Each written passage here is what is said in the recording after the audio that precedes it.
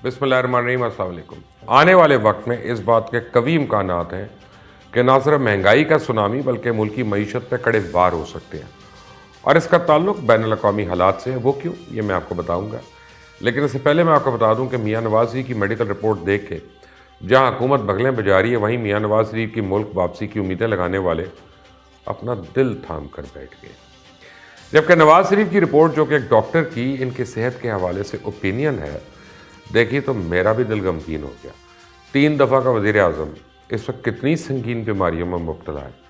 गुज़िश्ता 16 साल में 7 दफ़ा मेडिकल इंटरवेंशन हो चुकी है, कभी बाईपास, कभी स्टेंट्स, कभी कोई और ऑपरेशन। लेकिन कौम के ये बहादुर सपूत तमाम तर मसाइल के बावजूद अपनी सेहत की परवाह किए बगैर आवाम की खिदमत में दिन रात जुटा रहा, और अब हाल ये हो गया है कि मौजूदा रिपोर्ट जो अदालत में जमा करवाने के लिए बनवाई गई, उसमें मियाँ नवाज शरीफ की तमाम तर मेडिकल हिस्ट्री लिखी गई। देखकर आंसू नहीं आ गए आंखों में। 3 दफ़ा के प्राइम मिनिस्टर इस वक्त न सिर्फ दिल के बल्कि शुगर के, रीनल फंक्शन की संगीन बीमारियों में मुब्तला हो चुके हैं। ऊपर से मुल्क की इतनी टेंशन ले रहे हैं कि मेडिकल रिपोर्ट के मुताबिक अगर मुख्तसर अल्फाज में बयान किया जाए तो मियाँ साहब मेंटली, साइकोलॉजिकली, फिजियोलॉजिकली और फिज़िकली इतने कमज़ोर हो चुके हैं कि किसी भी सूरत आके पाकिस्तान में सियासत के जंबेलों में नहीं फंस सकते, क्योंकि उनको खदशा है कि उनको जेल में डाल दिया जाएगा, और जेल का माहौल उनकी सेहत के लिए मुज़र है। हाँ, अगर उन्हें वज़ीर आज़म हाउस में रखने की यकीन दहानी करवा दें, उन्हें वज़ीर आज़म हाउस की ठंडी गर्म राहदारियों में वॉक करने का मौका मिलेगा, तो इनका जिस्म हैरान कुन तौर पे ऐसी रिकवरी दिखा सकता है कि ना सिर्फ फिट हो जाएंगे बल्कि चौथी दफ़ा वज़ीर आज़म बनने का भारी बोझ अपने कंधों पर उठाने के काबिल हो जाएंगे। क्योंकि इनकी अद्वियात में जिस चीज़ की सबसे ज़्यादा कमी महसूस की जा रही है, वह इक़्तिदार की गोली है।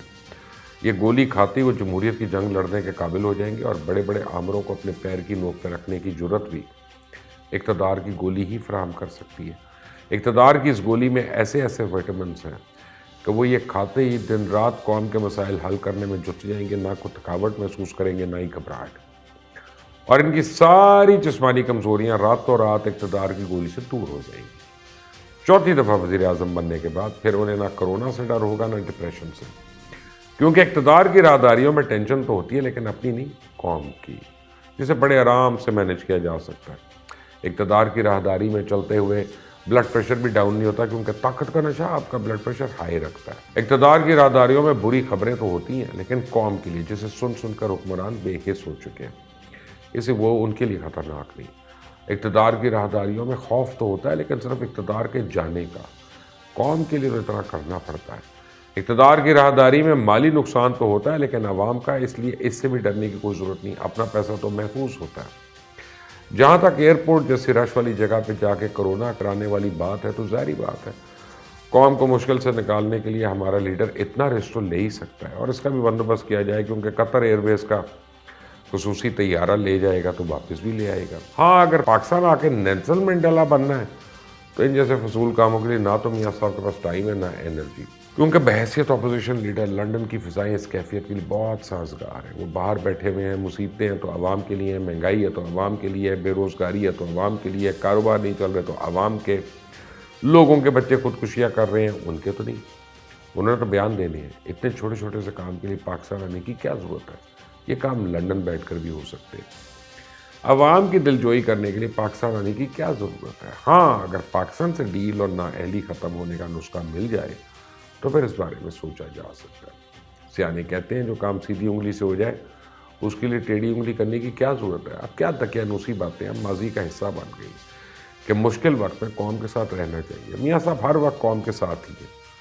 ट्विटर और स्काइप पे तकरीरें चाहे राइवेंट से बैठ के करो या लंदन से, इससे क्वालिटी में तो कोई फ़र्क नहीं पड़ता। इंटरनेट की स्पीड अच्छी होनी चाहिए, बल्कि लंदन में इंटरनेट की स्पीड बेहतर है।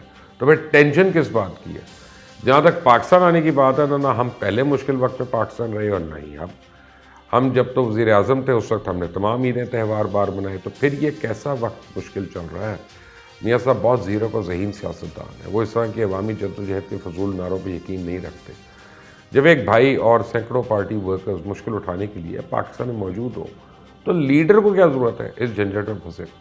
वैसे भी एक काम के लिए डबल रिसोर्सेज लगाना तो बेवकूफ़ी है। हाँ, इस वक्त मियाँ साहब ना मेंटली फिट है, ना नफसियाती तौर पे, ना जिस्मानी तौर पे, लेकिन चौथी दफ़ा वज़ीर आज़म बनने के लिए फिट है, हिम्मत भी कर सकते हैं।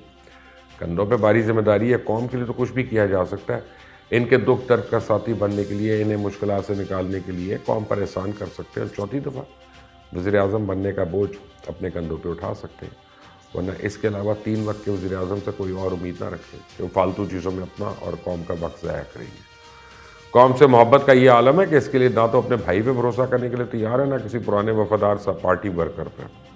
جو کہہ رہے کہ اس قوم کو مشکل سے کوئی نکال سکتا ہے تو صرف میاں صاحب ہی ہے، کیونکہ انہیں ہی اس ملک کی عوام کی اصل مسائل کا اندازہ ہے۔ انہی کی آنکھوں کے سامنے آدھے زیادہ مسائل نے پرورش پائی ہے، اور ان کے علاوہ کسی میں یہ اہلیت ہی نہیں ہے، نہ قابلیت۔ یہی وجہ ہے جسم کا کوئی پارٹ صحیح کام کر رہا ہو، نہ کر رہا ہو، دماغ ڈسٹرب ہو، جذباتی طور پہ بکھرے ہوئے ہوں، قوم کے لیے کر لیں گے۔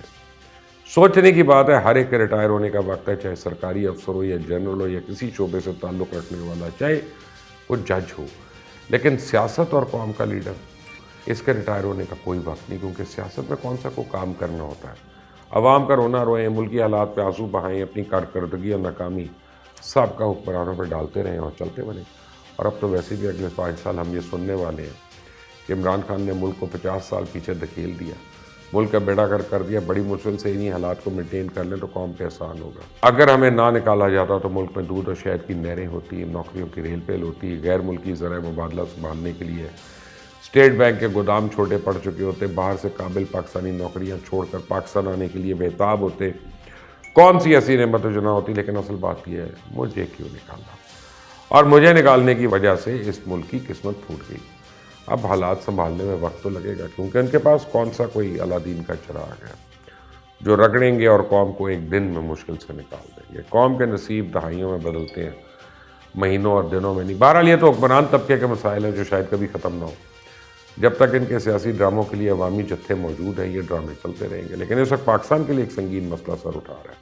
یوکرین اور روس کا تنازع نہ صرف عالمی توجہ کا مرکز بنا ہے، بلکہ ایک عالمی بحران کو بھی دعوت دے رہا ہے۔ ایک طرف نیٹو اپنی فوجیں رشیا کے ہمسائے ممالک میں اکٹھی کر رہی ہے، دوسری طرف 1 لاکھ رشین فوجی بھی سرحد پہ پہنچ چکے ہیں۔ بائیڈن کے مطابق فروری کے آخر میں حملہ ہوگا۔